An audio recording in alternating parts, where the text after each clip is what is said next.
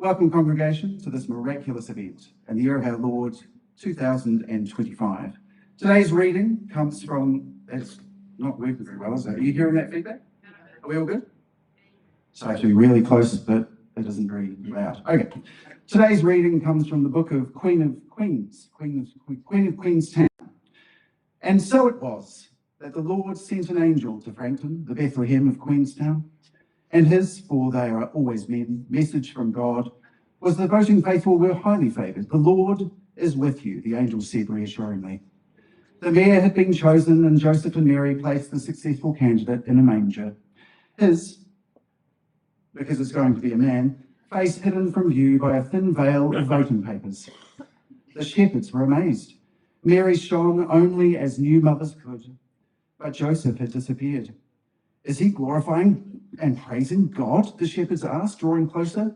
Said another, has he been returned to our Father by the Holy Spirit? Nay, said the horses. Mary shot a sideways glance at the animals. No, he's washing his sandals because we crossed the Shotover River on the way here, and well, you can't be too careful these days. From within the blankets, the new mayor cooed as a star rose over the remarkable mountains. 3 wise men, for they are always men, came forth, prostrating themselves in joy and worship before the Messiah. Sorry we're late, they said, but traffic on Frankton Road was hellish. They presented their gifts. The first was a golden statue of development at Lakeview. It loomed above them, measuring 94 feet. Mary said to the horse, are you sure they're wise? Nay, came the predictable response. The second gift was a model of Project Manawa building, made from frankincense. Joseph re-entered the room at this point, his wet sandals almost slipping on the horse manure. Observing the scene, he scratched his head and asked, are you sure these are gifts? All praise the glorious mayor, the wise men shouted. Ma, said the sheep, upset the horse had been speaking for all the animals. The third wise man, for they are always men, bowed before the swaddled and mysterious mayor, but a foul wind blew. Alas, myrrh collected from a nearby disposal field had liquefied, trickled across the floor, and flowed into the nearby river. That's a shame, the wise man said, his plans for the new wastewater treatment system.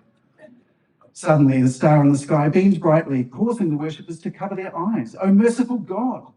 The Saviour shook off the ballot papers, revealing his identity for all to behold. Gasps emerged, and many fainted. Some shepherds grabbed their smart devices and started casting on Fishbook Live. They waited eagerly for the mayor's first act, their collective breath held, his lips parted and a heavy gurgle emitted. Then a strong stream of urine emerged from the swaddle, following the flow of myrrh into the river. A cloud covered the star and a gloom settled over the worshippers. A goat, nudged by a horse, bleated. Bethlehem's chief engineer stepped forward and inspected the scene. He grumbled, well, looks like we need a new connection to the wastewater treatment plant. Here endeth the lesson. This is the bit where you clap.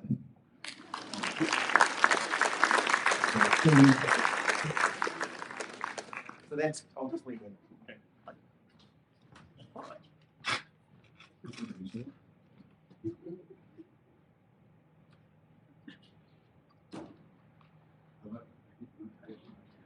Hello? Yeah.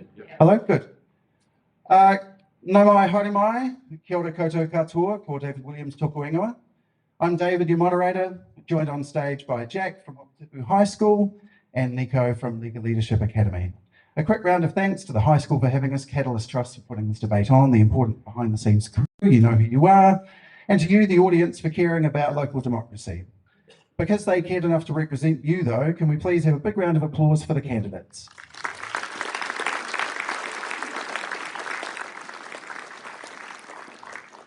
What's our job tonight? It's to find out a little bit more about them to make your choice easier. So let's begin actually with the audience.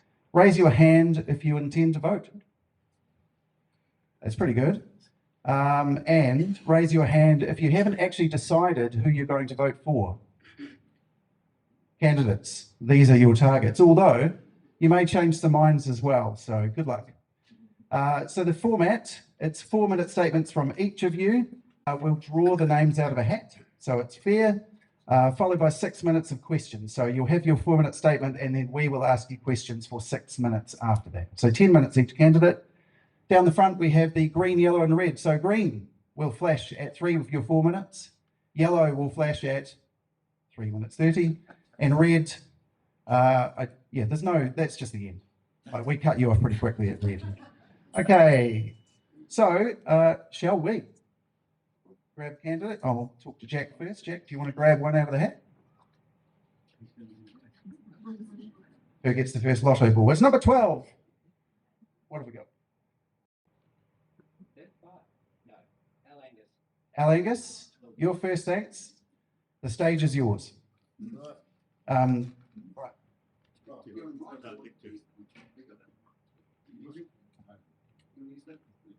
Oh, actually, no, we need that for questions. Do you know how to use that? You can do it, Sean. 3 minutes. Okay, so here we go.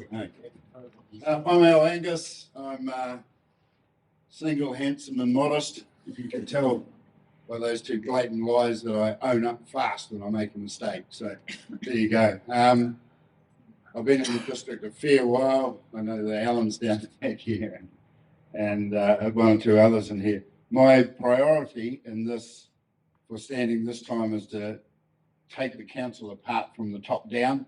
The 4 names are on my board there. I don't feel I'm getting, or and most of us, anybody I'm speaking to, is getting any value for money out of these guys. We are so far down the tubes in debt. The whole thing is going on.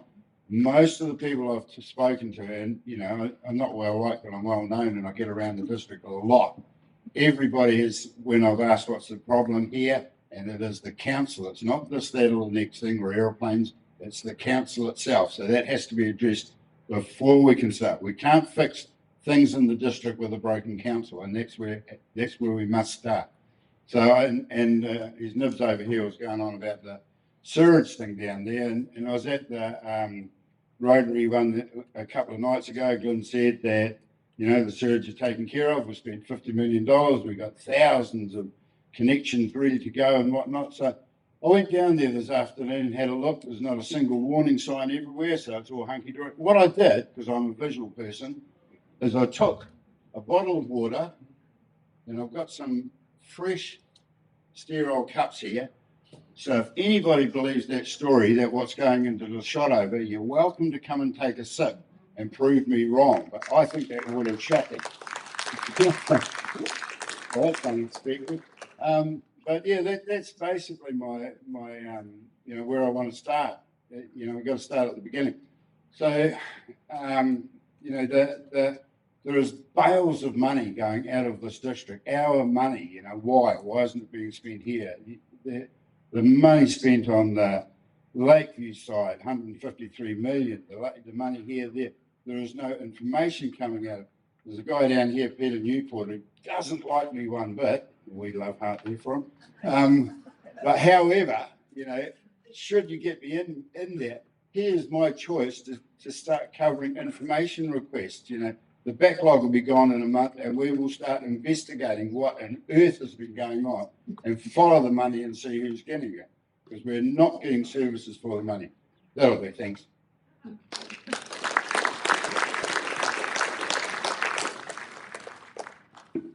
So Al, we've got 6 minutes. Are you on your 6 minutes now, team? All right.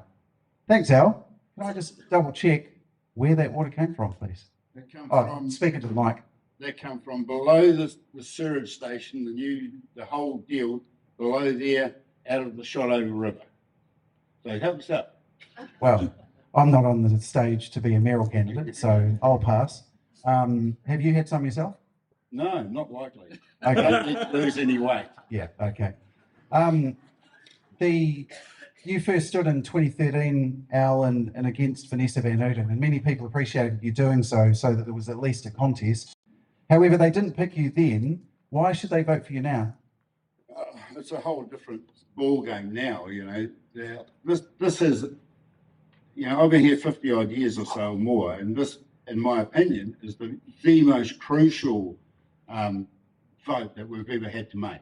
This is pivotal on the future of our generations of kids and grandkids.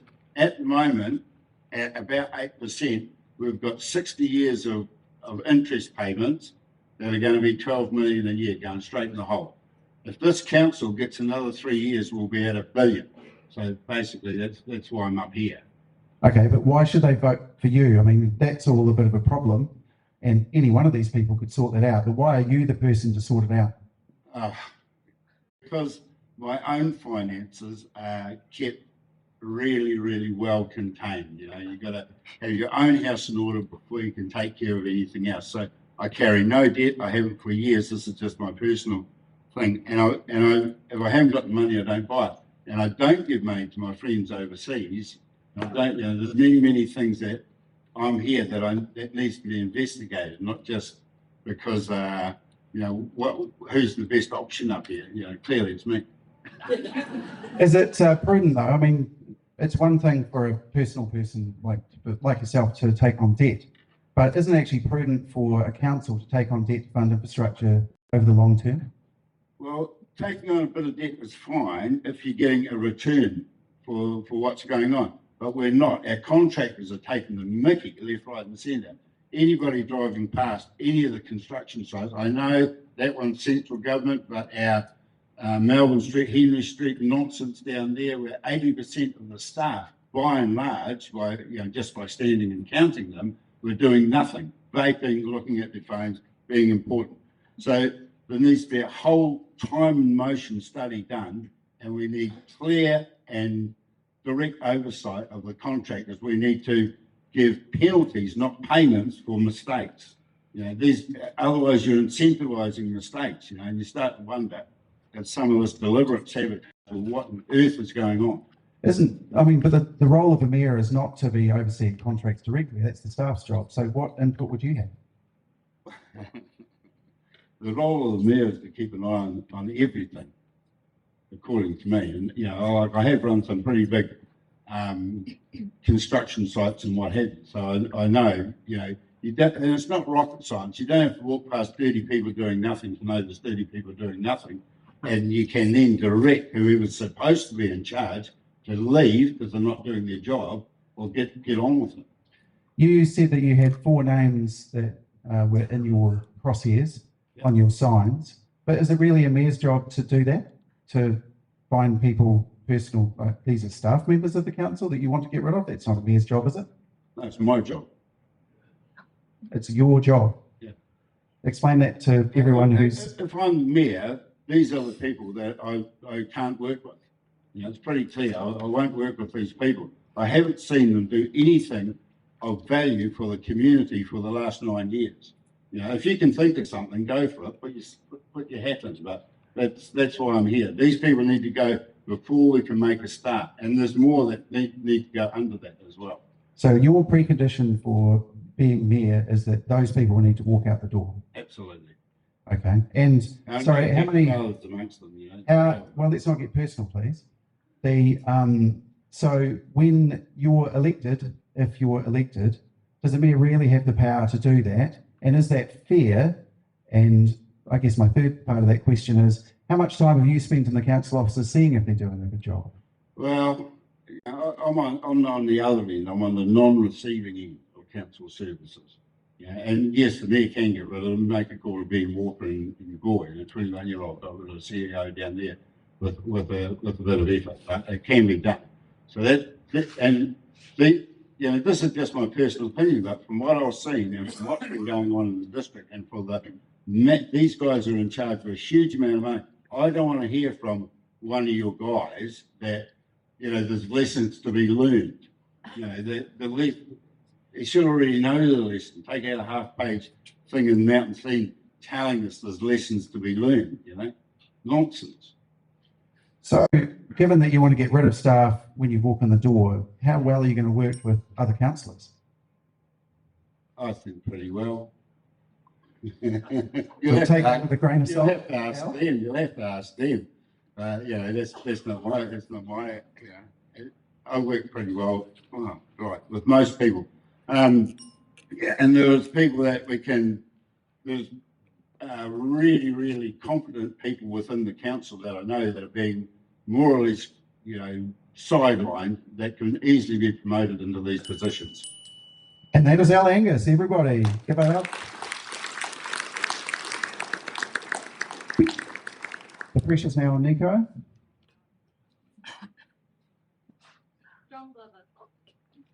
Welcome to the stage, John Glover.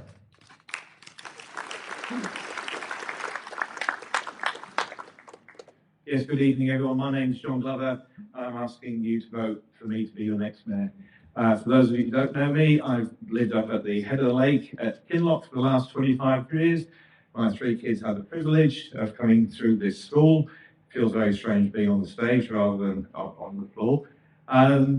What I'm pitching myself as is the candidate that's got the really main mix of the skills that's needed to be your next mayor. So I bring a really good background in business, a successful business that's been here 25 years, that's worked through everything from SARS to the GFC, from COVID, and we're still there, we're still doing business, and that's tough. And there's a lot of businesses in this town, and it's important that you have a mayor that understands just what is involved in doing business. But I've also got a really big background in community, and my business has enabled me to do a lot of community work, like many people do in this district. So not only have I worked with communities in Glyn Lewers, but I've also worked with communities in Kingston, in Harwea, in Liger and Arrowtown. I've also worked with communities across Southland and actually into Central Otago. So I've worked with people in Cromwell and further afield. I've got a really good understanding of what is important to our communities. So if you bring that and add that to what's important to business, then that's really key to understanding how we lead our community as a mayor. And then the third thing is I've had many years experience of council processes, and that's from the being on the receiving end of processes for consents or permissions or different things like that, but also in terms of making submissions, putting things into process that make a change, leading a community so that we can change the district plan rules and actually make changes that are better for the community. And also within council, being part of review teams. So I've got a very, very good background of council processes. I've also, further afield, I've sat down with ministers, former prime ministers. I've given evidence from very, very formal circumstances, from coroner inquests through to select committees, and again, making submissions to the Environment Court. So I think it's really key that you have somebody that can cut right the way across the different aspects that council's involved with. But then it's about leadership, because it's not what I can do, it's what the team can do. And the job of the mayor is to lead the councillors and lead the community. So I can talk about lots of things that I've achieved, but behind all of those, there's a group of people.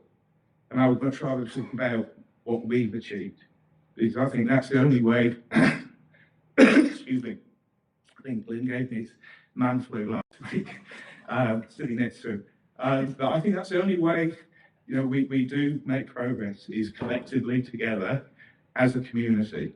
And that's really important. We've got all-time low trust in council at the moment. We've got to change that. But you do that, from the top, set an example how you show up, what your values are. And that's the type of leadership that I want to bring to this council. Oh, thank you. Is that from Al's bottle? Yeah. Now, I'm going to get this one in because I was stuck in the traffic on the Frankton Road like everyone else. I saw Glynn's billboard. And the top word on his slogan is solutions. And I thought, dude, great phrase to have on your billboard. So I challenge anyone to drive along to those billboards and not think of solutions coming out of the wastewater treatment plant as you go around through the district. Sorry, I shouldn't have had it's bad. I've just been cut off. There we go. Great timing. Thank you.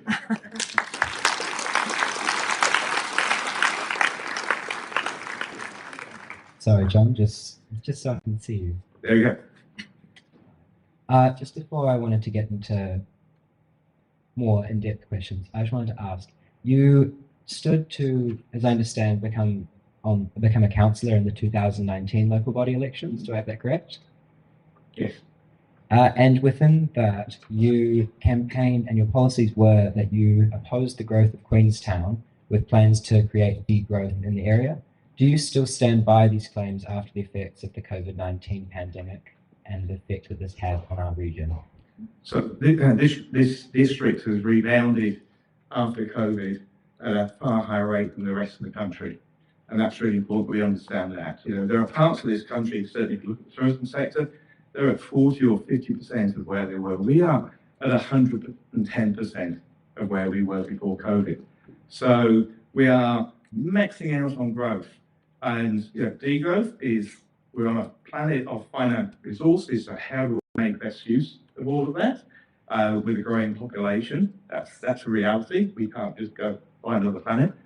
But it's how we make growth work for us. Growth's going to happen, but growth doesn't necessarily mean more people or more buildings. It's growth in our well-being, growth in our economy, growth in our opportunities, growth in our way of life. Those are the things that we should be growing. And if we get ahead of growth, then we can do that. Please don't spill your water down your front. You almost did that. And to follow that up, what does that actually mean in practice in Queenstown? So in Queenstown, it means working to decide where we want to be in 50 years, what's important to us as a community, what are our values, what do we value, what does done look like when we're built out, and what do we need to have a really good functioning, thriving community? You know, are we surviving or are we thriving? And I think we pretty much know where we are. So I see there's nothing wrong in having a good vision about the type of community we want to be. And I know from all the communities I've worked with, if you have a plan, you'll get there. And I've worked with communities that put together really basic plans, and then things start happening. And you'll hear that there's all the things that we can't do, and there's all the rules, and all the reasons why we shouldn't have hope, but we need hope. Sorry, could I just say, what does that actually mean for the next 3 years? Could we be a bit more specific? For the next 3 years, you start by asking people where they think we should be, rather than saying, would you like this option, or would you like this option? Okay, we're going to move on from that.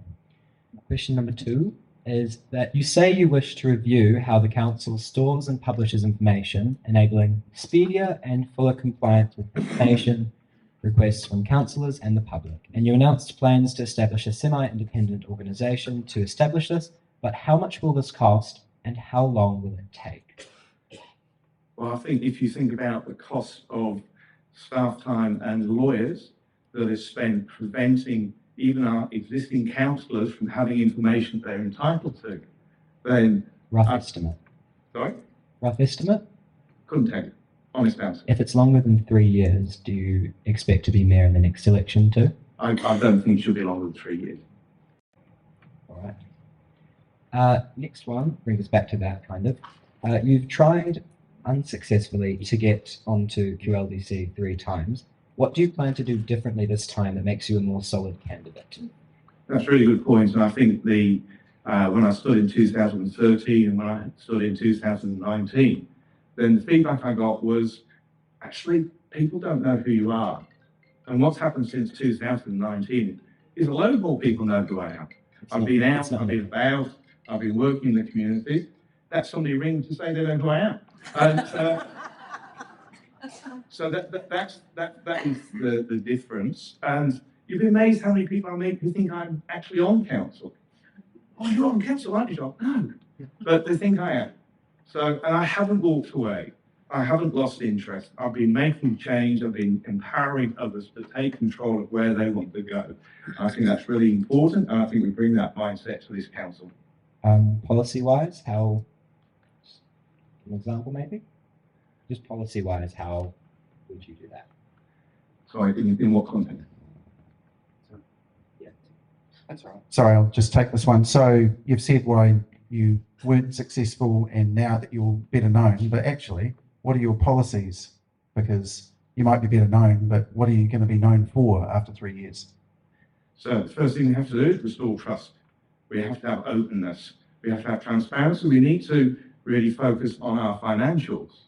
You know, there's a couple of $100 million of operational expenditure that despite what you hear that we can't change, it's all very well spent, I do not believe there is not an opportunity to review that. And we should be able to review it. Councillors should have oversight of that.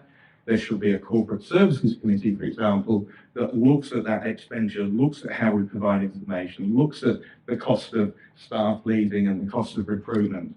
So there's a lot of money we can't, we should be able to save. So that would be that. All right. And just quickly, do you think that everyone at the council will align with your views and areas of change? Because as many people are aware and should be aware, the mayor is only one vote at the table. Absolutely right. Totally agree with that. And it's not about me. The whole thing with Mayoral is it's not about me. It's about the team. It's about how you get consensus, how you get agreement, how you show up, how you agree, how you disagree, and what values you bring. Give a hand to John Glover.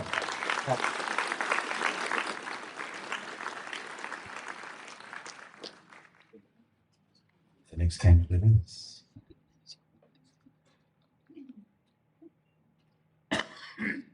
Daniel Shan.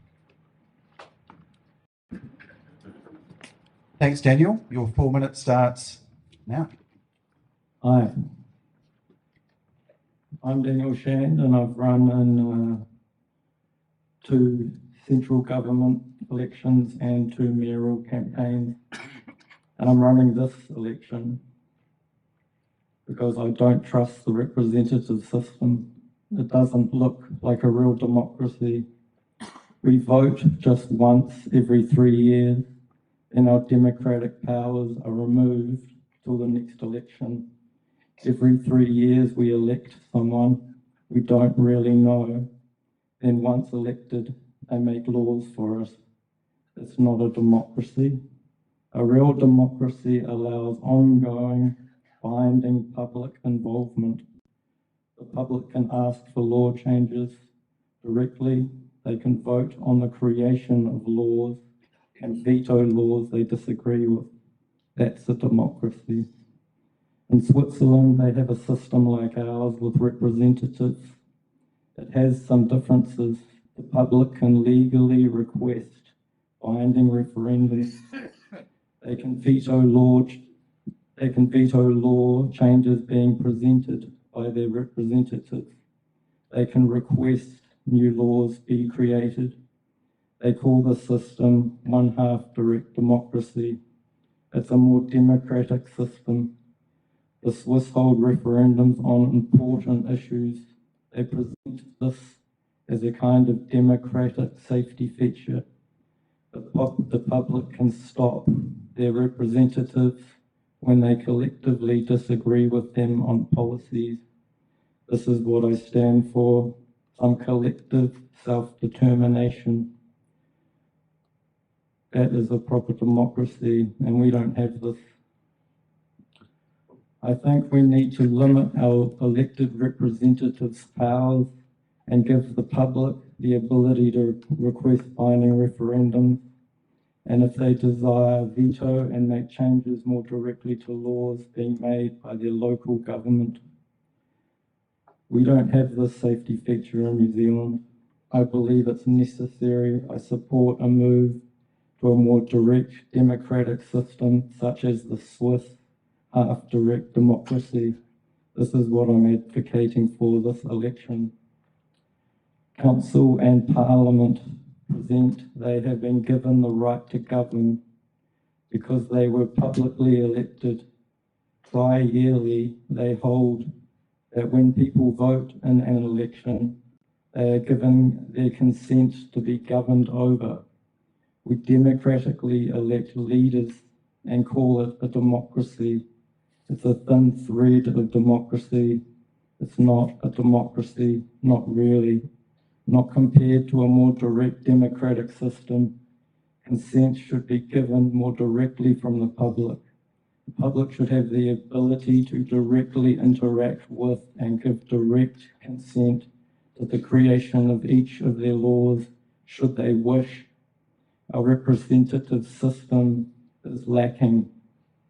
A direct line of democratic consent between the public and their law creation system is required. I have really only one policy: change the representative system. I believe elements of a more direct democratic process, like the SWIFT system, would restore a losing of faith the public currently have for their representatives and the representative system. We have a right to self-determination as individuals. Thank you, Daniel. So we should I'm have sorry. a right. That's 4 minutes. Sorry. Thanks very much, Daniel Shand.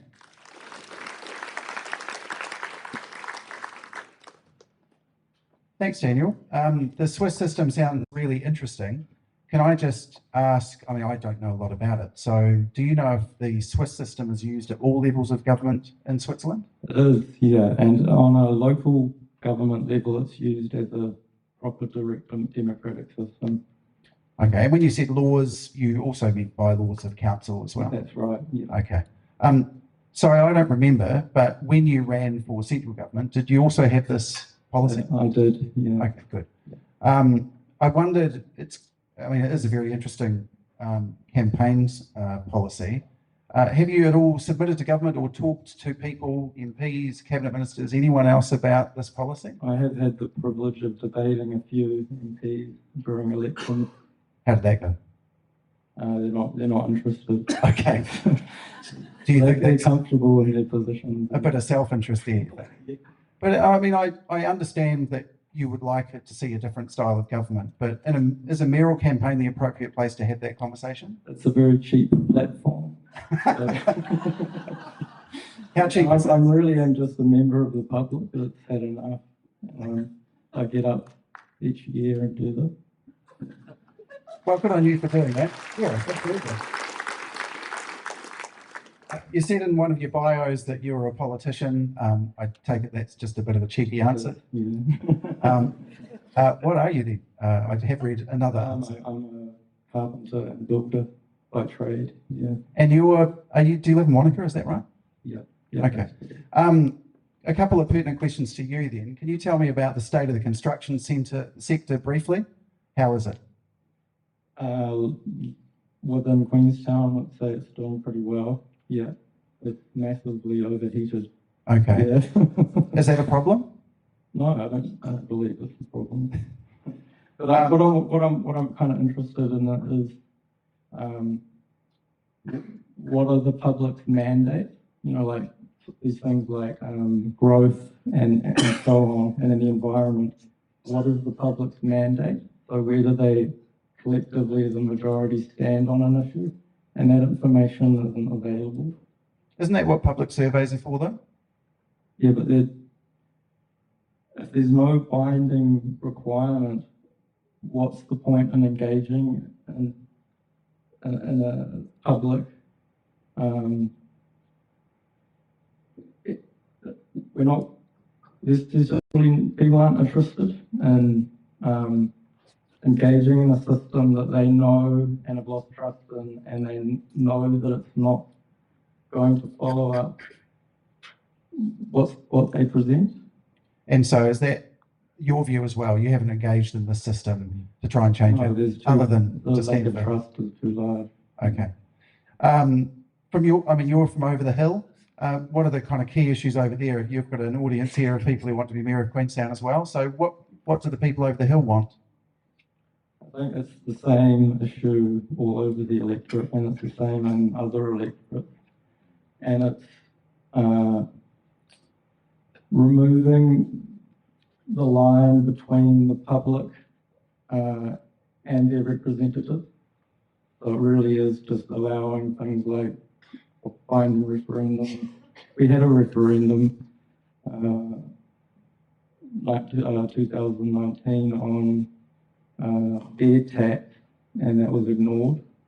So it's like, well, there really isn't much point engaging with the system at all anymore. And it's less than 40% of the voting public voted in the QLDC. So you think that's indicative of a distrust of the system more generally? Yeah, definitely. That's my position as well. And so given that your fundamental problem is the system itself, are you at all interested in the performance of this council? Do you have a view on whether this council under the current mayor has performed well or badly? No, they've done as well as can be expected of any group that's not required to listen to the public.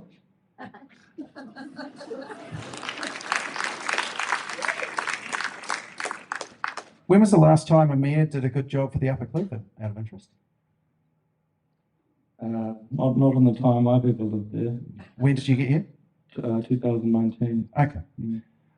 You did mention in your 2022 campaign that diversifying the economy was an important plank for you. This is something you were interested in. Again, maybe a bit of a joke answer. You said, I've only got 75 words. You wasted about 60 of those. And then you said, and my answer is ... But actually, do you have some serious ideas about diversifying the economy in this district? That was a jab at the newspapers. Yeah, fair enough. but do you have is that truly something that you care about? It would be nice if Queenstown had more than just nice photo opportunities. Yeah. Probably the most important question, Daniel, is do you think you'll get more than 166 votes this time? I'm not interested in how many votes I get. I just want to talk about a new idea for a political system. And there's actually an election next year with central government, so I'll be there at that one as well. Watch this space. Daniel Chan, thanks for your time.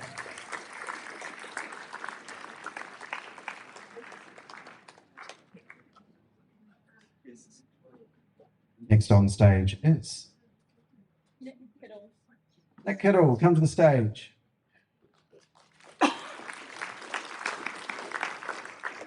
Well, thank you very much. It's a great pleasure to be here.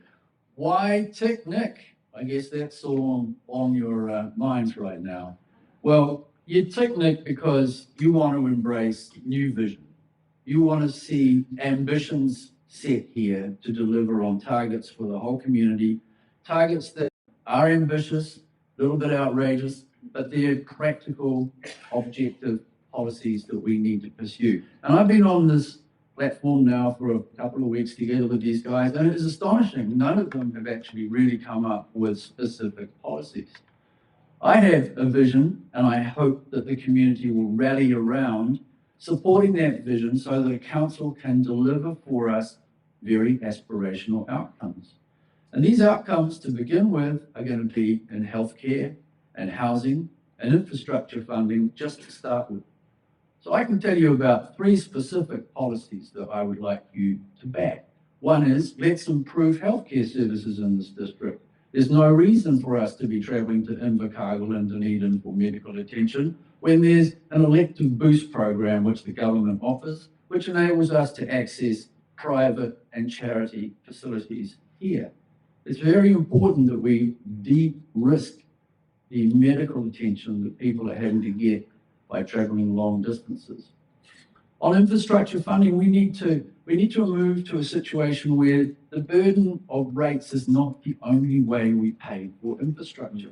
We need to access new funding mechanisms, and they are there on the table for us to access through the regional deal.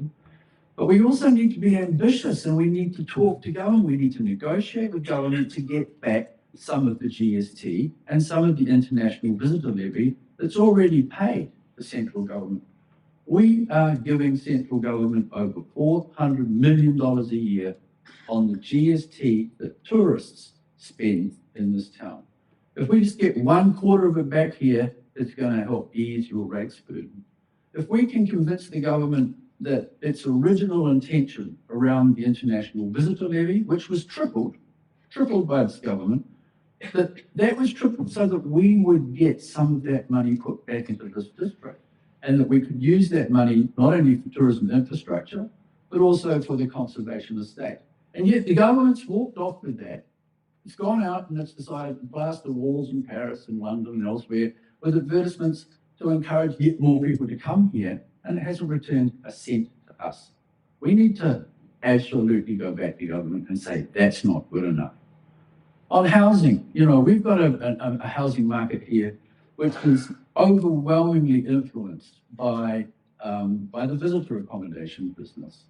We've got a council that's issuing more consents per capita than any other council in New Zealand, yet half of those consents are going to be given away to visitor accommodation.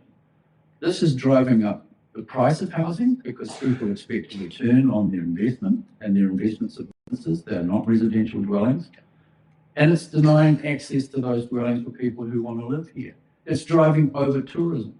So we need to put a cap on visitor accommodation consents so that we can get in control of our housing market and make it more accessible and more affordable. And then finally, as others will talk about, we need to reform the council. That's obvious. And the best way to reform a council is to change the leadership. There is no organizational change textbook in the world that will tell you the best way to get a changed organization is to leave in place the existing leadership. We need to restructure that council so that it's open and transparent and rebalances the power between the elected representatives And you're done. and the officials. Thank you, Nik Kiddle. Nick, can you stay there? Thank you, Nick. I'll come back to your policies surrounding rentals in a minute. But first, in March 2022, One News published an article headlined "Too Soon to Relax Public Health Measures." On Facebook, he wrote, "F off epidemiologists. Walk away with your intact fat salaries and awards. The rest of us have suffered greatly at your hands." Do you stand by that? I'm not sure if I followed you quoting a Facebook post. That is correct. And That you published.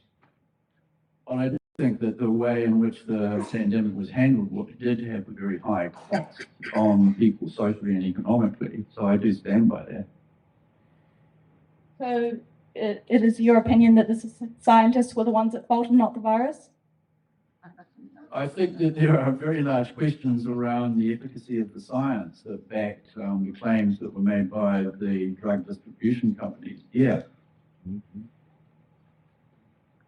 I'm interested to see if those views are those of an angry business owner or if they tend towards anti-establishmentarianism or anti-vax opinions. What do you think? Oh, I don't think it's any of those things. I think that the response to the pandemic required a lot of different reactions. It involved people who were reacting socially, culturally, and economically. And I think that the questions that people raised were legitimate ones, and we now have a royal, a commission of inquiry that's going through them quite carefully. I don't think those questions have gone away. I think they're still being addressed. So do you think our top health officials were lying to the public about COVID? Well, I'm not sure if it's terribly relevant to this this platform, is it really? Do you want to answer it or not? I think that we were given political advice that was the best at the time. I think that the evidence that was provided by the health officials was listened to by politicians and it was trusted.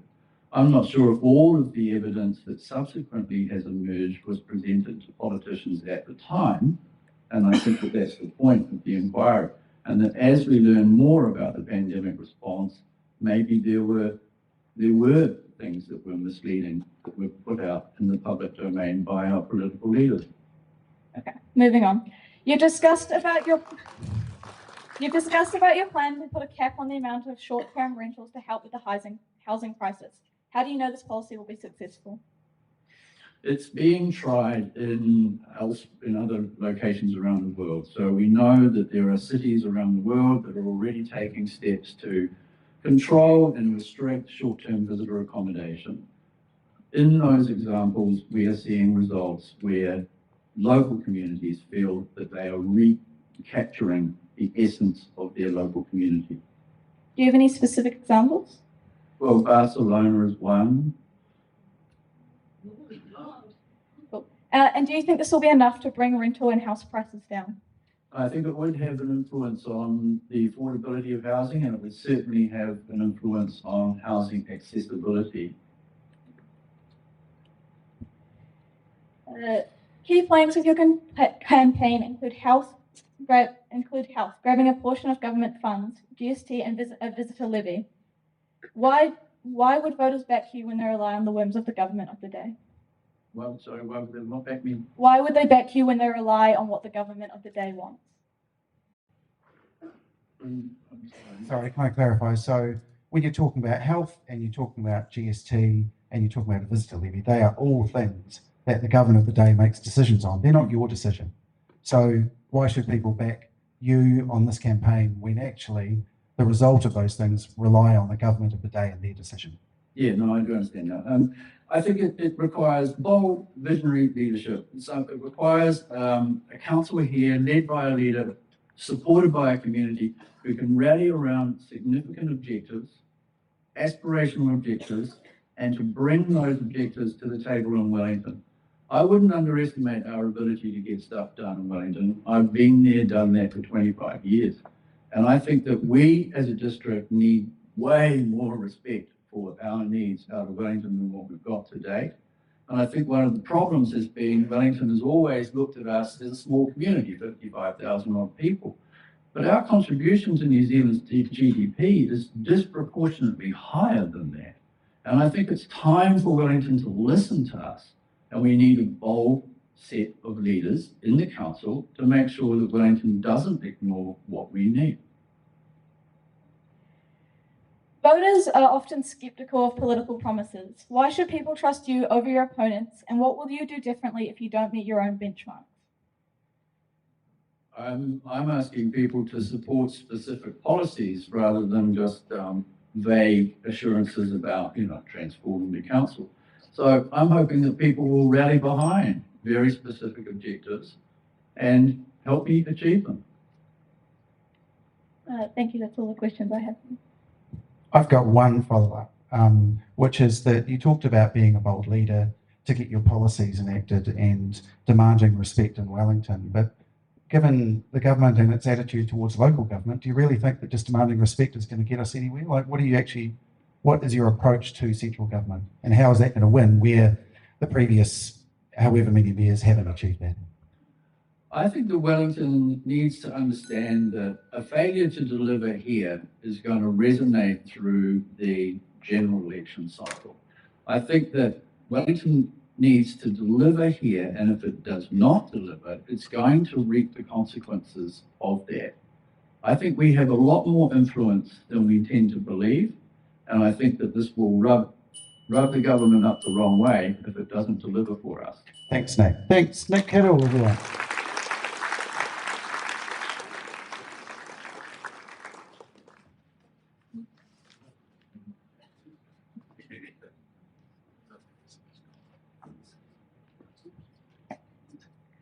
Darren Rewi.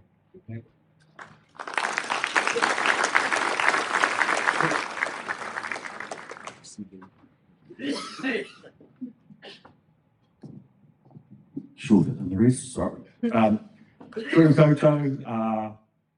Welcome to the Nui of Wakatipu High School. I've spent many hours in here supporting both the board, the teachers, students, and the community, and not only with cultural and other areas, but also in ensuring they got the names right. So it's really good to be back in here and great to see everyone in here. It's actually great to see so many friends and family and supporters in the room. So welcome into the space. Kawaio, ko Darren Rewi.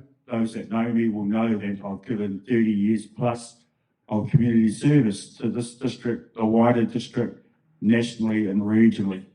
It's not only has it been a great journey, but it's whether it's been football, scouts, the volunteer fire brigade, health, education. I've been there and done that. And the leadership is about bringing the community on the journey with you. When you look at the stage here, I'm the only person on the stage that has more than 25 years of senior leadership experience and governance experience. And that's at national, regional, or local experience in all areas. So I bring that to the table. The other thing that I've been doing recently is getting out in the community and getting to see the real people out there and engaging with them. I'll tell you what, that fires you up. There's nothing like getting face to face with the community to give you energy. And I've got so much energy, I just want to get out there and become the mayor and bring everyone on the journey and change things. So in Wanaka last night, so much energy in the room, and it was really good. And getting out and meeting all the diverse communities that we have. We recognise more than 75 communities that all need a voice. And they're all, in the last couple of days, just been really wanting that opportunity to put their voice out there. And so I love that. I love that face-to-face. And when I become mayor, afterwards, I'll still be getting out in the community, walking the walk and talking the talk. And so when I've been talking to them, there have been two real issues that they have identified, regardless of whether you're in Wanaka, whether you're in Arrowtown, whether you're in Glenorchy and Kingston. There's two. First one that everyone talks about is rates. Everyone is scared, worried about rates. Expenditure of 277 million and an income of rateable properties of 139 million. That's a huge deficit, and so they're afraid about that. The other one is there's no point campaigning that you know the regional deal, because no one knows about the regional deal because it's been kept secret. They don't know about it. They feel like they've been lied to, and the feedback is, don't talk to us about regional deal until you bring us on the journey. So that's what your community is asking for. I'm the person that can take you on the journey. And just remember, vote Darren Rewi for mayor, and we'll all go on that journey together. So thank you.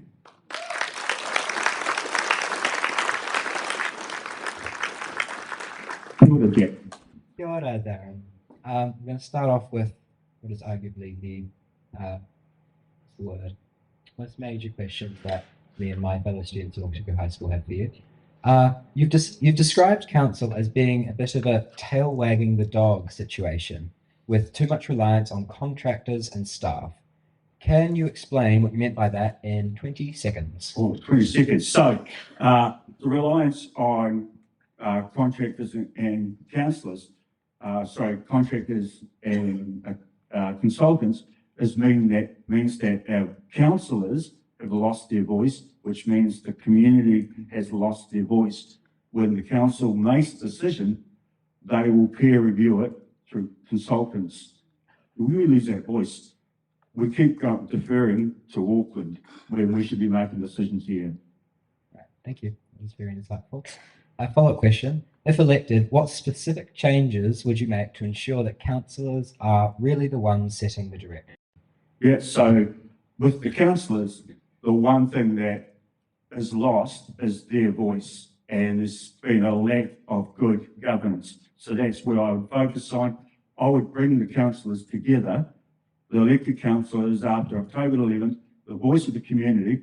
I would bring them together. We'd get into a room and we would vocalise what our desires and our outcomes for our communities that we want, and then that would set our plan for the future. And then I would enable and empower all the councillors to be able to take their whole communities on that journey. Perfect. Thank you very much. My next question focuses on accountability. And you've said the district is exhausted from issue after issue, and that council and the executive leadership team are on a burning platform. You also talked about the need for a new mayor and council to set clear expectations and accountability with the CEO. What does that accountability actually look like in practice, and how would you approach that conversation if you were mayor? Conversation with government or CEO? Of the CEO. So there is a lack of accountability and transparency. The voices that came back to me, we spend too much on consultants and accountants. We send too much money out of the area when we do that. If you look at all the issues of where our money has gone, it's been, we have that around 140 million deficit. Yet we have Lakeview, we have Project Manawa, we have the road to nowhere, and then we're still paying for the road to nowhere, and now we're paying for a road to Lakeview. And so we need to get together with the councillors with our plan so the first thing that I would do after I've sat down with the councillors and we've created the way forward is from that, we would write a letter of expectation. Just like the Crown Ministers do in their portfolios, we would create a letter of expectation, and then we would deliver that to the CEO and say, that is our expectation, that is your guidance for the next 3 years. And then what we would do is we would publish that letter of expectation to Peter and everyone else, so the community can hold us accountable for the next 3 years on that letter of expectation. All right, thank you very much. You're not finished yet. You founded organisations like Wakatipu and Manapapina that focus on strengthening Māori culture, values and community. If you became mayor, how would you take that experience and apply it to council, for example, in promoting te reo Māori, cultural competency and making sure Māori voices are part of everyday decision making? And would your mayoralty affect your community involvement, as you mentioned in your speech? Yeah, it would, because it would give the community a strong voice.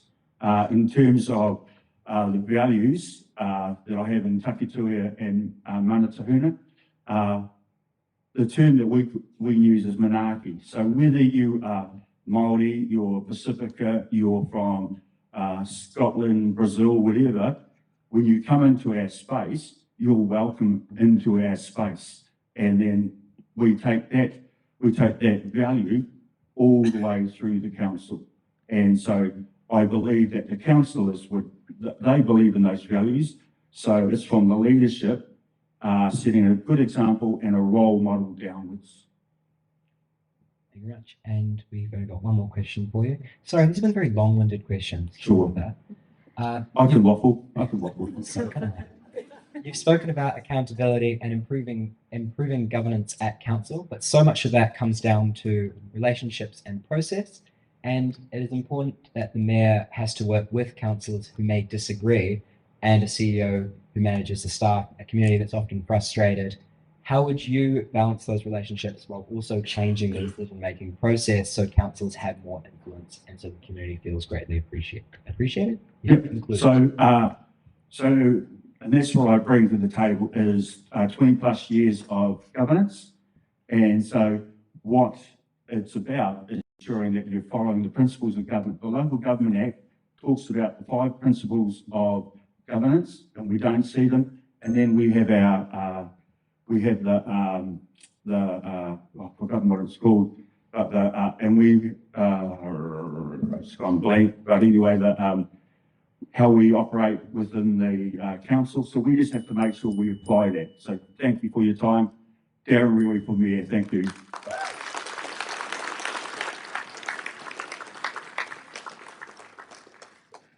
We've got one left. That is the incumbent, Glyn Lewers.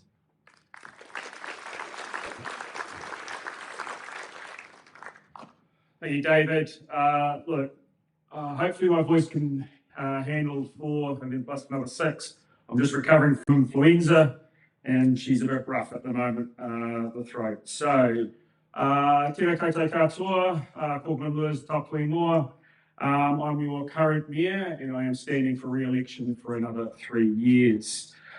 I am a father of 2 teenage boys, currently going through that phase where they eat you well out of house and home. As I said in Rotary, the record stands at 5 bowls of cereal and 10 wheat bix before lunch.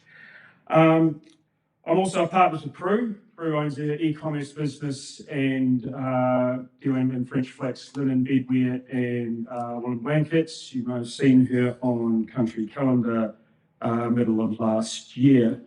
My background, I started off as a military aviator with the Air Force until the Air Force told me, Mr. Lewis, you will not be a military aviator. I then went and did a land surveying degree at the University of Otago, and then I graduated from Otago, and that's when I became licensed as a cadastral surveyor and actually sat my first exam in local government. It was the Local Government Act 1974 in those days.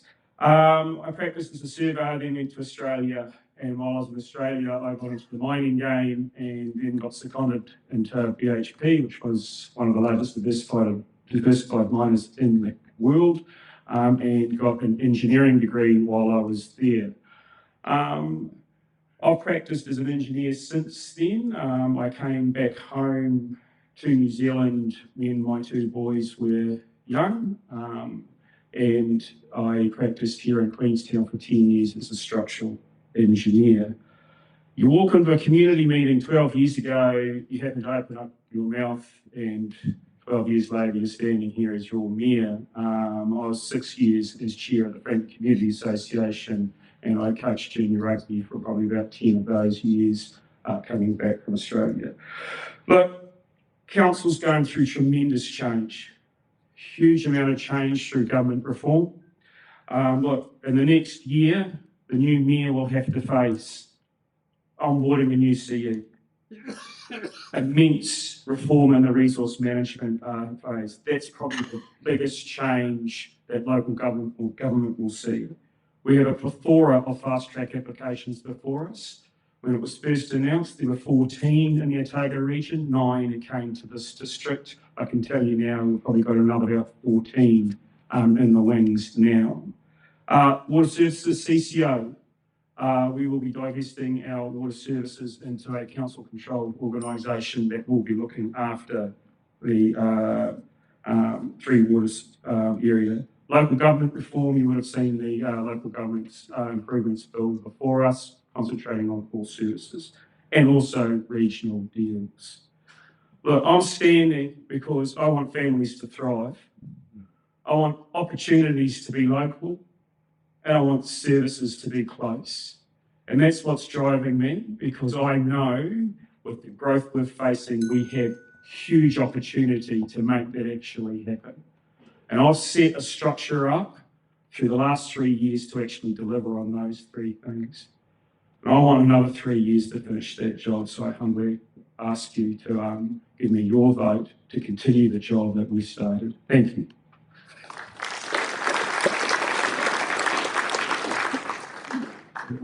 Thank you, Glyn.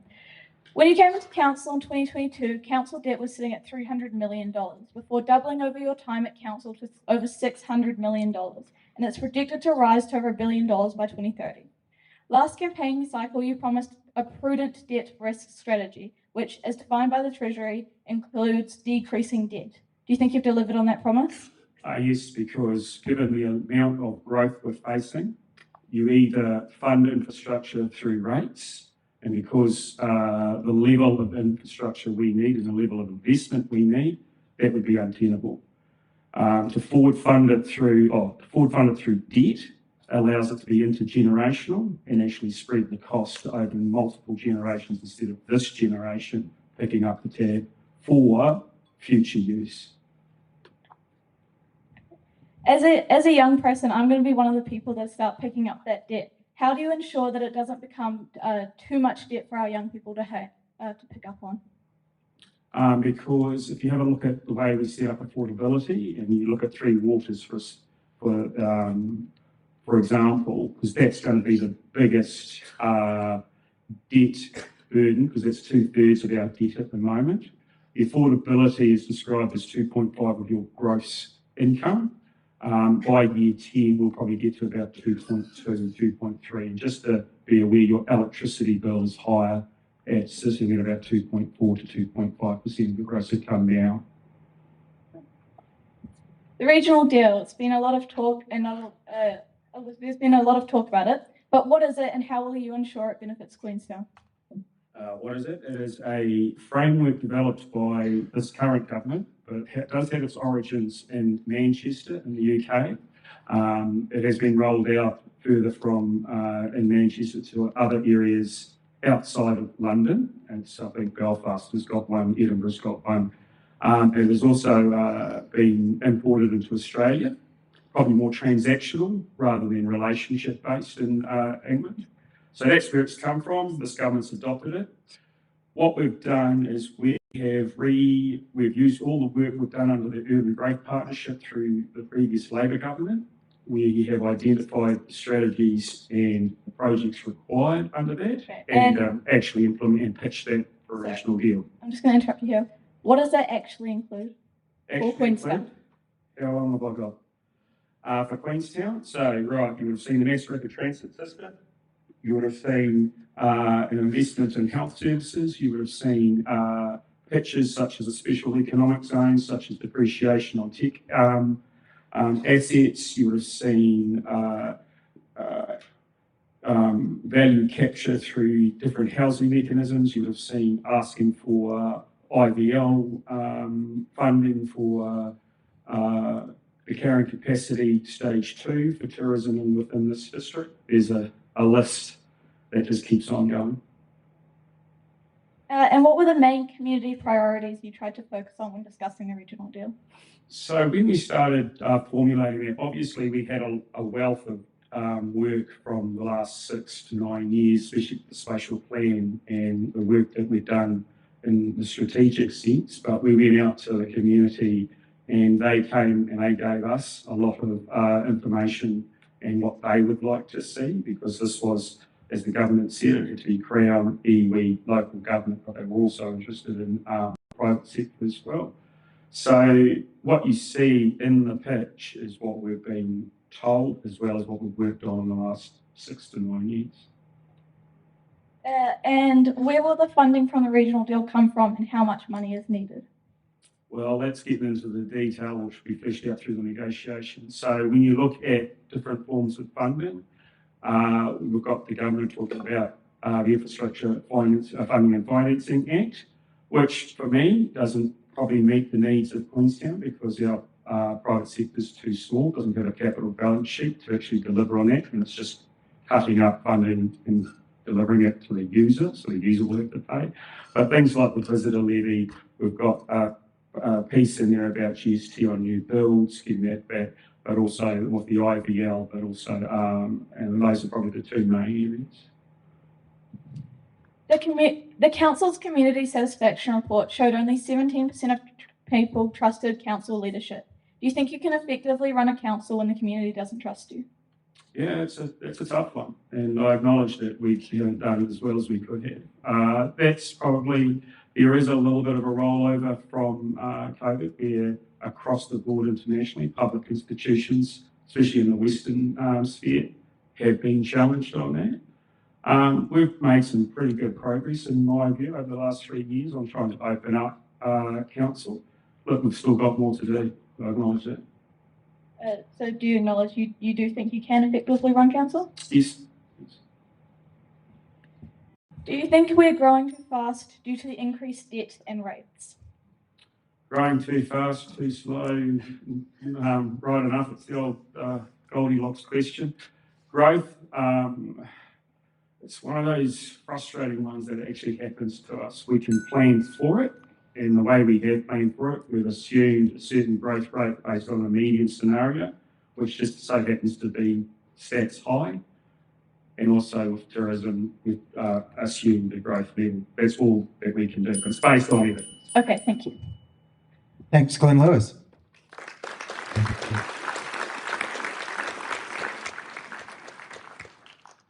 I'm exhausted. You need a break. So let's all have 10 minutes. And if you're minded, on that table over there on the side, there are question forms. So please fill those out and they will be submitted to us. And we'll ask some of our own questions and some of your questions after the break. See you in 10 minutes. Thank you. All right, welcome back to the stage to the candidates. Thanks, Al. Big round of applause for part 2.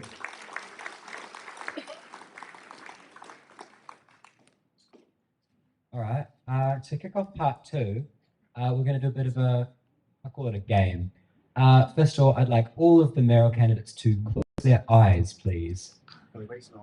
And because we're going to ask them some questions. And if anyone in the audience sees any eyes open, Al, please do not hesitate to let me know. All right, eyes closed. First question. Is anyone else on the stage, that is other than yourself, capable of doing a good job as mayor? Hands up. Eyes closed. Nick. Let me reiterate the rules. Your eyes must remain closed until I tell you to open them, Daniel. Daniel. Okay, Daniel's not going to do it. All right. Okay. And audience, the answer that they gave to this question and how they responded to the question may help you decide who will work better with others. Next question. No, Daniel. Next question. Raise your hand if you think it'll take more than 3 years to fix the wastewater issues. Okay, hands down. Keep your eyes closed. And next question. Raise your hand if you think the council should consider halting new developments until a wastewater fix is decided. Thank you very much. Hands down.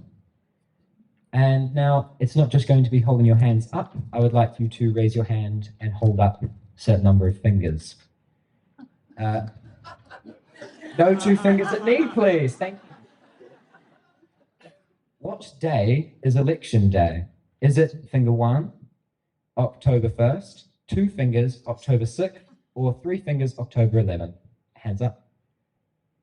Just making sure everyone's informed. I'm with my eyes open. Okay, Al. Okay, Al. Hold up your fingers to show the correct number of Wanaka Upper Clutha Ward councillors. Thank you very much. And finally, the correct answer was 4, by the way. Last question, blind. Don't worry, you can open your eyes after this. How much do councillors who are not committee chairs get paid? Is it 1, $47,000, 2, $57,000, or 3, $67,000? The answer is 1. Thank you very much. Open your eyes. Thought that'd be a bit more interesting than just opening with throwing questions at them. But that's what we're going to do now. That was really good. Thanks for playing the game, councillors. Appreciate that. All right. So let's go to the campaign. Do you expect candidates to spend your full $30,000 election campaign limit? Raise your hand if you do expect to spend the whole limit. Thank you. Now, there's been a flurry of declarations in the last week or so, but we want to go down the line, and I don't mind which way to start. Maybe we'll start with Daniel. Can you name your biggest donor and your closest campaign advisor or advisors? I'm both. I'm both.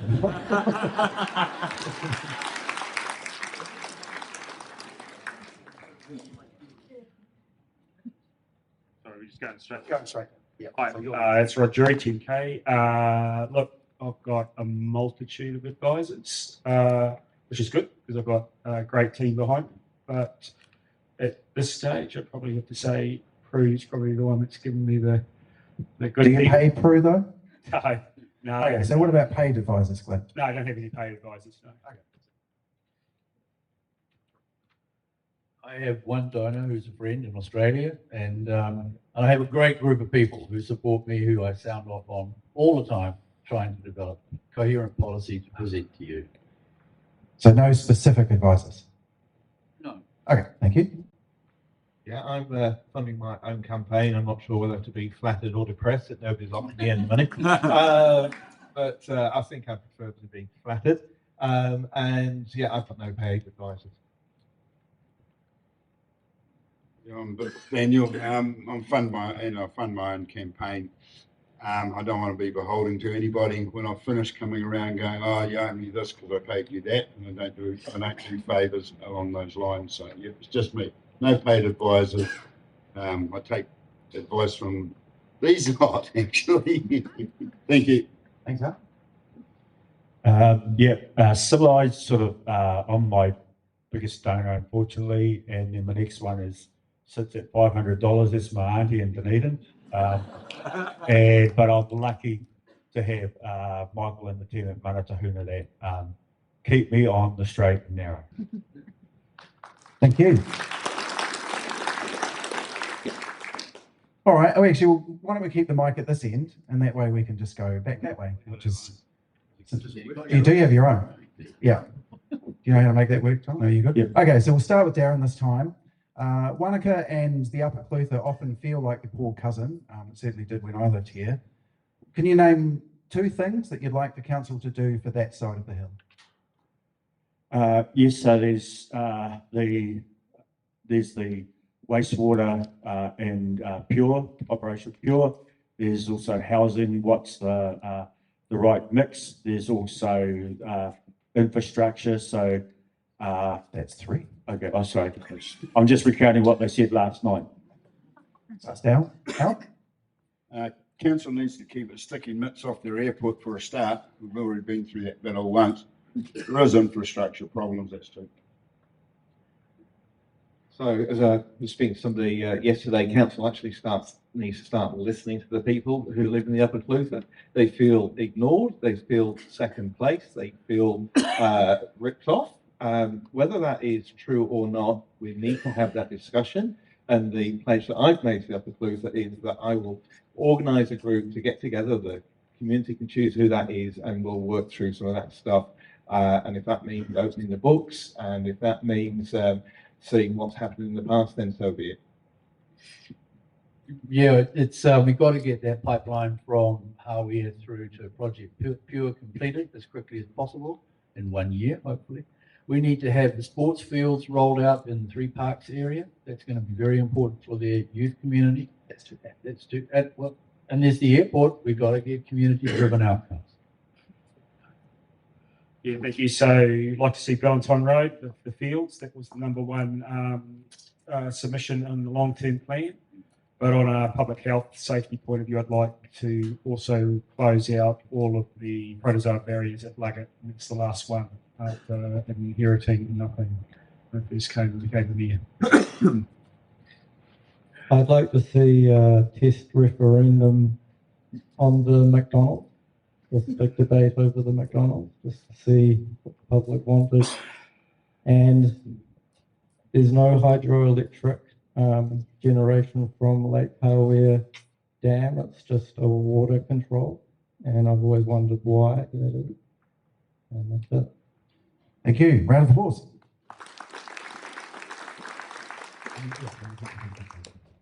So, Daniel, can you pass the mic to Glyn, please? Glyn, you've named your biggest donor as Rod Drury. Is he involved in any of the regional deal projects like the Mass Rapid Transit Gondola proposal and funding the Strategic Health Report? Do you know? Sorry, no. So he's not funding he's funding his own strategic health report. The clinical services plan is being funded by Te Whara and being run by Health New Zealand. And so, the Mass Rapid Transit? Mass Rapid Transport System. He's got a gondola proposal, and that will be applied through the fast track process, not through regional deal. So they are separate? They are separate, yes. Okay, so are you saying that there is no conflict? No, so the work that we're doing under the regional deal when it comes to the transport space is that if an MRT were to happen, we're trying to integrate transport, multi-modes across the whole region. That's where our focus is at, and that's working. So that's a general rather than a specific proposal? No, sorry, what we're doing? Mass Rapid Transit through the regional deal. Is that particular to Rod, or is it more general? We're agnostic to the type of mass rapid transit at the regional deal level, and we're working on actually whatever happens in that space, it's integrated within the public transport sector. Okay, but you're on the joint committee though. Are you going to go into bat for projects that might help your donor? No, 10K out of 30, that doesn't wash with me at all. Okay, I'm going to open it to the other candidates. Do you have anything to say about potential conflicts? Or any potential conflicts you wanted to clear as mayor? John, what about as an accommodation provider? I mean, anything to do with the bed tax cuts across your business. So how do you handle that? I'm all for it. Yeah, but so you're saying there's no conflict because you're supportive? That would be for me to look at the guidelines. I'd be happy to step back from the table if there was any decisions around hospitality that might impact me personally. I guess everyone in this town and probably everyone around the table, it's a small town. We've got different things. So I have a liquor license. I've got various resource consents. So at what point do you withdraw from the table? That's something to take advice from. And I think good governance starts with being open about your involvement, the property you own, and the type of business that you do, and leading from there. All right, thank you. No worries at all about that. All right, Darren. I was just trying to think, and so I just want to, there's an assumption that I have a conflict because I am Ngāi Tahu. I am Ngāi Tahu, but I don't have any commercial or any paid employment with Ngāi Tahu. Actually, I'm in their bad books because I called them out for clipping the ticket up here. So that's meant that I'm a bit of a pariah and all that sort of stuff. But as well, someone needs to hold them to account because their relationship with the council is the council doesn't have a relationship. They hold that over the council, and we spend hundreds of thousands of dollars keeping them happy. Someone needs to be at that conversation and call everyone out and sort it out. The same with the moorings, we need to sort that out. I'm the person that can have that conversation with them. Can I just see a show of hands here? What I want to ask is if the airport, about the regional deal, this is a question about the regional deal. If the government tries to play hardball and says you need to sell part of or all of the stake of the airport, would you be prepared to resign as mayor if that happens? Anyone? Just a show of hands. Yes. Oh, yep. Anyone? Okay, we've got 3 there. All right. Anyone want to explain why they wouldn't resign as mayor? This is a point of public interest. This is a council-owned, mostly council-owned company that delivers big dividends. The idea of anybody else but us having control of the council is abhorrent. You know, the 25% that went to Auckland in the first place was a disgrace. So yeah, I'd rather stay and fight the damn fight if it comes to that than be, you know, slinking off into the bush. Nick, do you have anything to say? I think that as a mayor, you would do everything you can to hold on to that asset. I mean, that would be the bottom line. Oh, but it's only a bottom line if it's a bottom line, right? So if it's a bottom line, then you don't keep going. Yeah, but I don't think you plunge the community into a crisis by absconding from the leadership just because a deal might not go the way. So it's not a deal breaker, that's what you're saying. It's nice to have, but not a deal breaker. Well, I would strongly resist any sale of the airport. Which is And not a deal breaker. I wouldn't let them override that. Well, no, not letting them means that you would not let that happen. No. Right. Would anyone here involve the public in the decision? Yeah.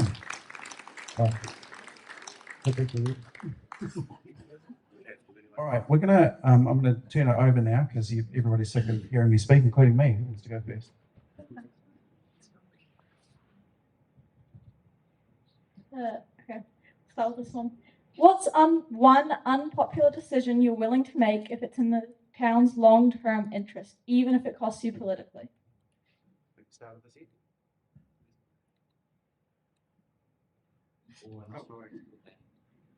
You go, James.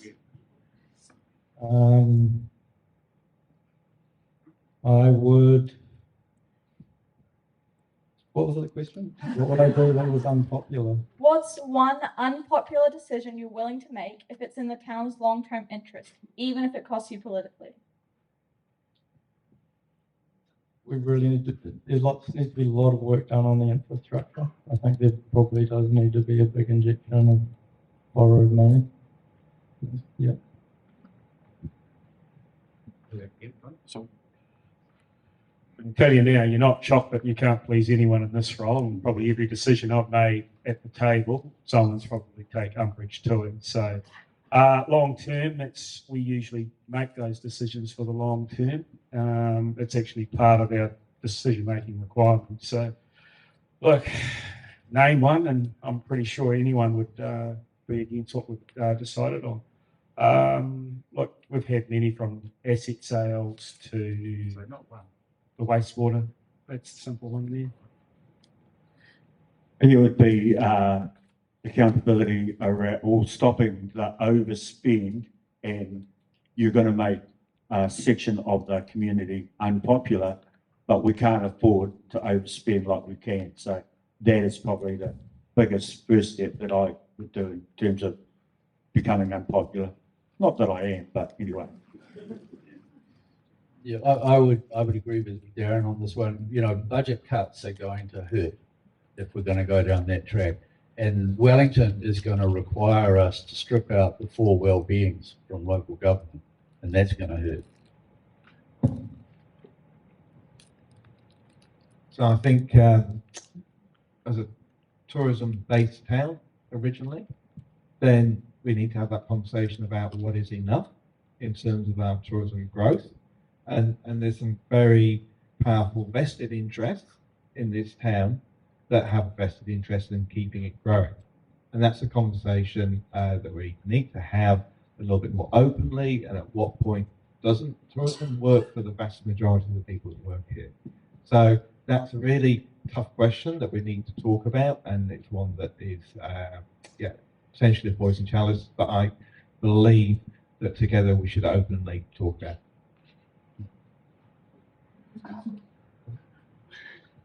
I'm fairly unpopular most of the time anyway, so it's nothing to me.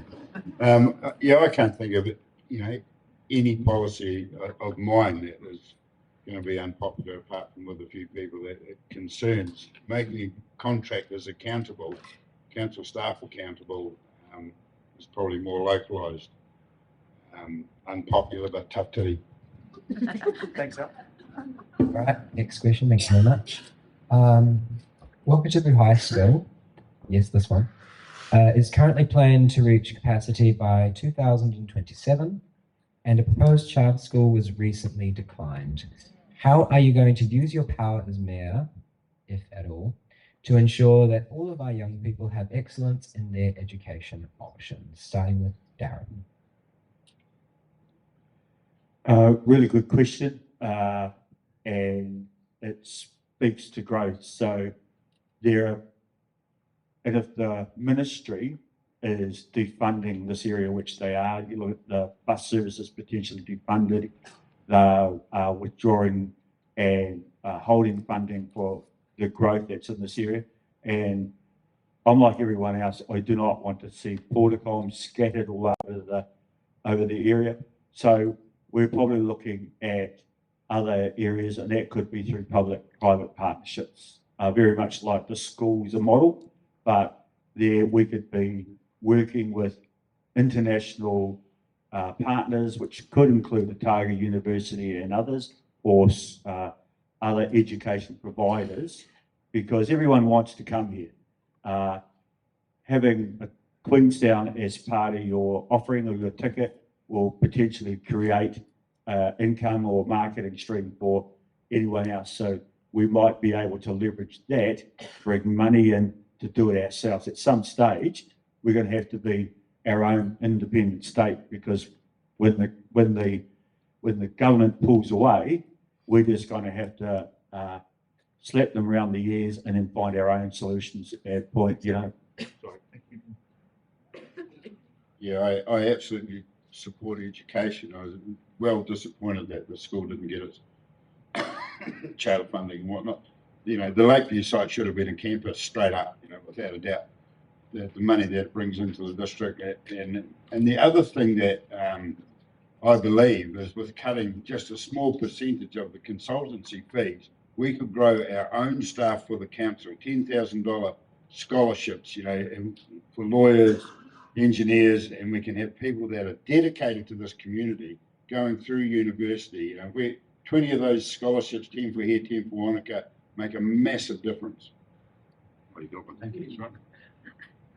So, I mean, the reality is it's going to be 10 years minimum between identifying a site or campus for a new high school and it actually happening.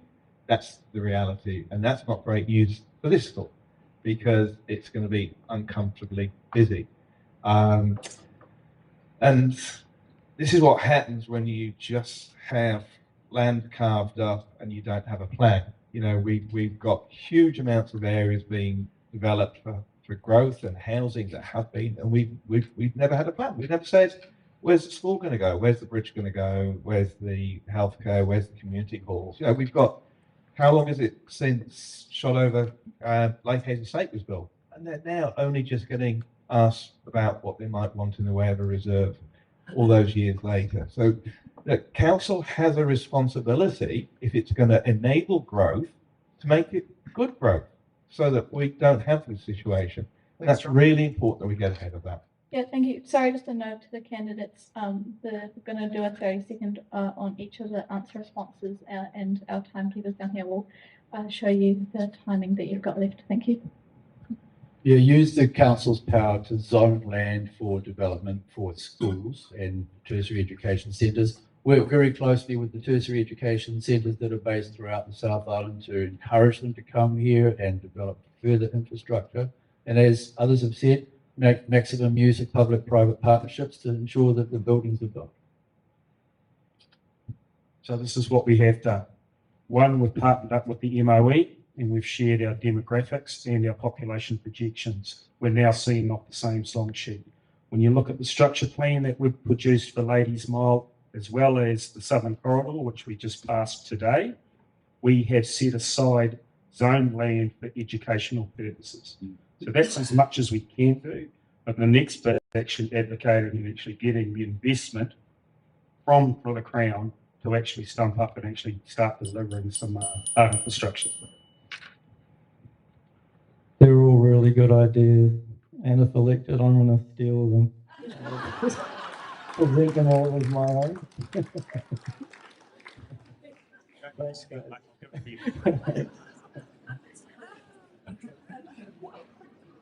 Okay, we're going to move on to some of your guys' questions now. So the first one for all of the candidates is, what are your plans to fix traffic congestion in the Southern Corridor? First again, obviously. Let's start, Dan. Okay, thank you. I wonder about a third lane that is open directionally, you know, in the morning and in the evening. I've wondered a lot about that. So again, we just passed the structure plan for the Southern Corridor. So that talks about bus laning the highway, talks about a second crossing, and also talks about extending the MRT system down into the Southern Corridor. We're looking at about 350 new dwellings per year for the next 10 to 15 years. So our investment, we have to work out the investment cycle to actually meet that demand. Yeah, a second bridge over the Shotover River is obviously going to be needed. Public transport improvements in the Southern Corridor, that's all going to be needed. And I have the feeling that when you move away from the Southern Corridor, you look at Frankton Road, why don't we one-way traffic system with Frankton Road so that it's a loop taking us into Queenstown on Frankton and out through Malikins.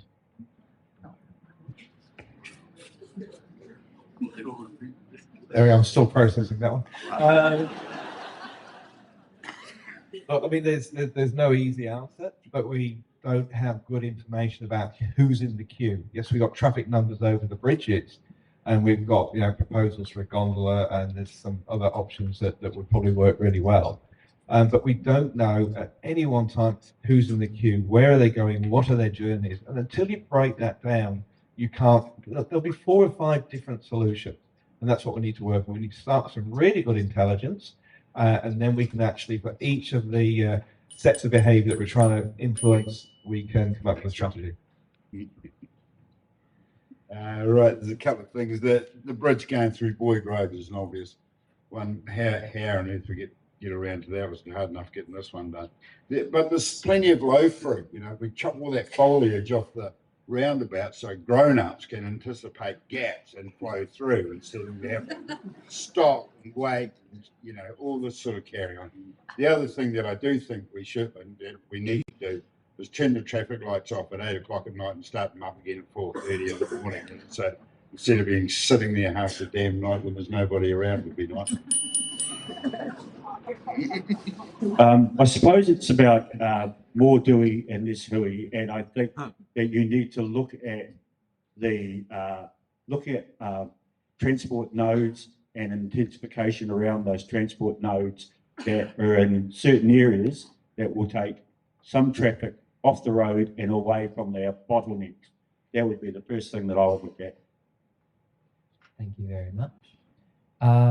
Next question. What will the council do to mitigate the large percentage of high school students who leave the basin and will never return?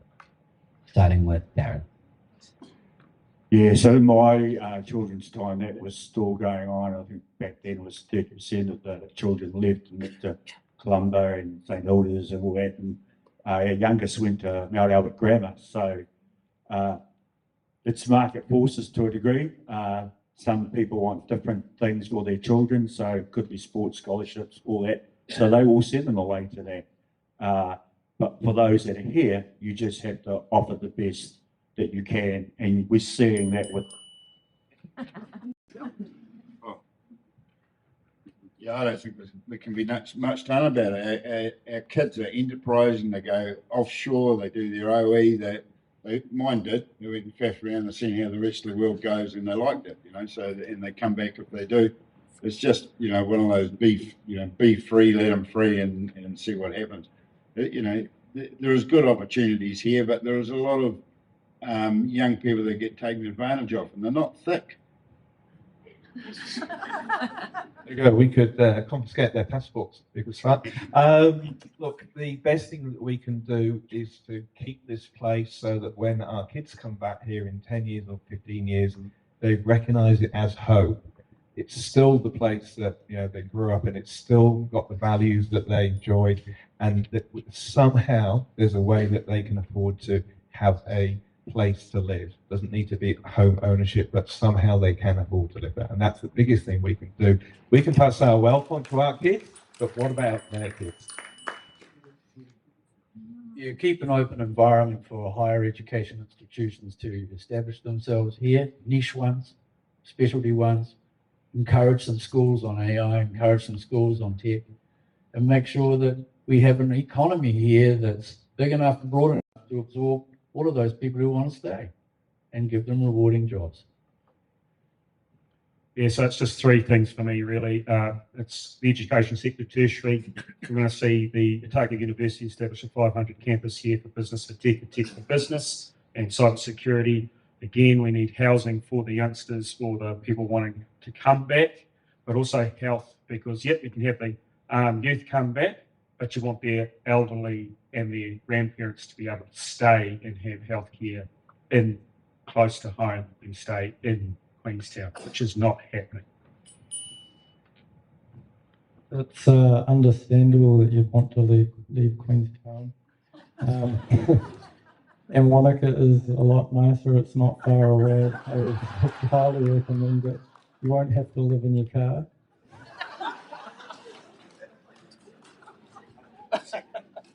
That's a very good answer. Well done. Can you hand the microphone to Glyn, please? I just want to talk about the wastewater meeting. Glyn, you called the extraordinary meeting to strip whistleblowing councillor Nik Kiddle of her committee responsibilities. Do you stand by that decision? Yes, because it was the will of the councillors. Thank you. Does anyone else here, can I just check with down the candidates, do they all agree that Nik Kiddle should have been stripped of her powers? Put your hand up if you do. Thank you.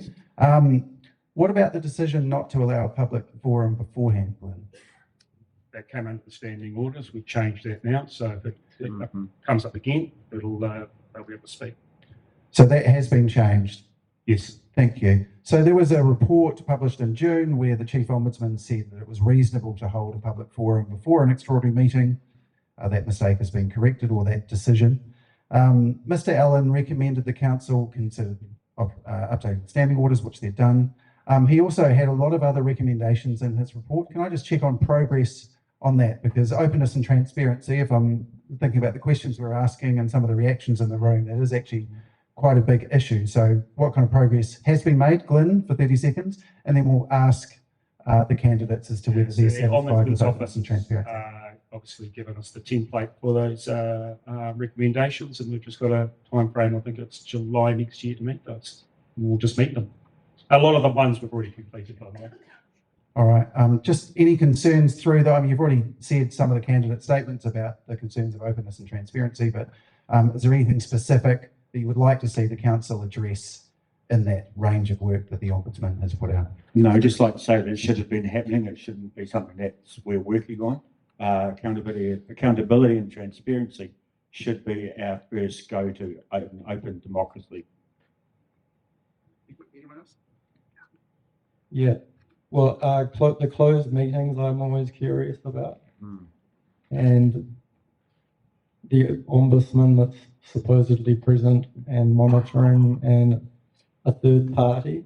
I'm quite curious about just what actually goes on in these things. I don't think it should be a secret. So there's a really great example of increased transparency about 2 weeks ago when council had a Facebook post which said, come and listen to our meetings and see what happens. Click link to the agenda. And it took you to a page that said, this meeting will be held with the public excluded and there is no agenda available. So, we don't help ourselves. We've got to do better. Personally, I think for some of our major projects where developer agreements are involved, we need to have public transparency clauses and milestones and benchmarks built in. I'd just add that the default setting for access to information must be full access to information. I've done enough Official Information Act responses for the central government in my life to know that this is the way it should go. Open disclosure. We currently have over 1,500 families on our housing trust wait list for community housing, with many living in their cars or substandard living conditions. How will you address this immense need in your community? I remember this coming up with the last election, and they're just sort of sound bites, political sound bites that sound attractive to voters. Like, this is some method for dealing with homelessness. One thing I noticed with homelessness is that council talks about caring, but the actions are that the fines were put up from $400 to $800 for people living in their cars. Thanks, Daniel. Okay, you would have seen the 600 build to rent for simplicity. That's by working with developers. We get to choose which developers we work with. I think that's a great example. Obviously, we've developed the Joint Housing Action Plan over the term that I've been the mayor. There's also other things we're doing. We're actually looking a serious look at Airbnb at the moment, and you would have seen the Infometrics report last year that suggested that they don't affect housing affordability. At the time, I thought they were looking at chicken bones. Of the early reporting back suggests that maybe I have to eat some humble pie. Increase access to affordable housing through a reform of the short-term visitor accommodation consenting process, and work with the Community Housing Trust so that their budget stays in place even after we go through a reform that's required to strip out the four well-beings. Yeah, focusing on providing places for people to call home rather than homes that they want to own, I think is really key. Going forward, we can incentivise through rates and development contribution policies, land for build to rent specifically, and partner with iwi and others that will take a long-term view on return on investment. Yeah, I don't have much faith in this council doing affordable housing. They threw 400 people out of their affordable houses at the Lakeview and the Franklin camping ground, so it's just nonsense. When I first came here, I was sleeping in my cars with some other people. You know, it was more of an invention than a worry back in those days. But however, there is a lot. What we're happening is there's a lot of cheaper materials coming in, but that's not being passed on to the new builds, to the people that are paying for them. You know, the float up money. Thanks, Al. Yep, so rebates for developers, so developer contribution rebates. If we applied that today, you would return $1.5 million to the Housing Trust, and you would potentially get the second Tory building built and started. Thank you. All right, a quick rapid fire before we finish. Raise your hand if you're a member of a political party or have donated to one. Can you say which? Yes. Okay. Yeah, somehow I donated to the Green Party. All I did was turn up at the Sherwood and they had some function there, and apparently my entry was a donation. So anyone that wants some money, just stand beside Darren and it just falls out of his pocket into your hat. Hands up if you've got any ministerial numbers on your phone. Thank you. Rates cap. Raise your hand if you think that's a good idea. A rates cap. There you go, people. There's some differentiation. What was that? That's the dumbest idea out of Thank you. Glyn says it's dumb. If the government forces, I've already asked that one. The last one, since we're in mighty Frankton, raise your hand if you support council offices being built at Frankton. There's a differentiation too. That is time. I'm very sorry we don't have more questions. There's a lot on the cutting room floor, as they say. But I just want to just check back in with the crowd. If you were undecided before, have you now decided? Raise your hand. A sprinkling. Are there still a lot of undecideds? If you're still undecided, raise your hand. Quite a lot. Well, I'm glad that we've been useful to some of you. I hope you've been entertained, or at least you've been out of the rain this whole time, so that's good. Let's have a round of applause, please, for the candidates.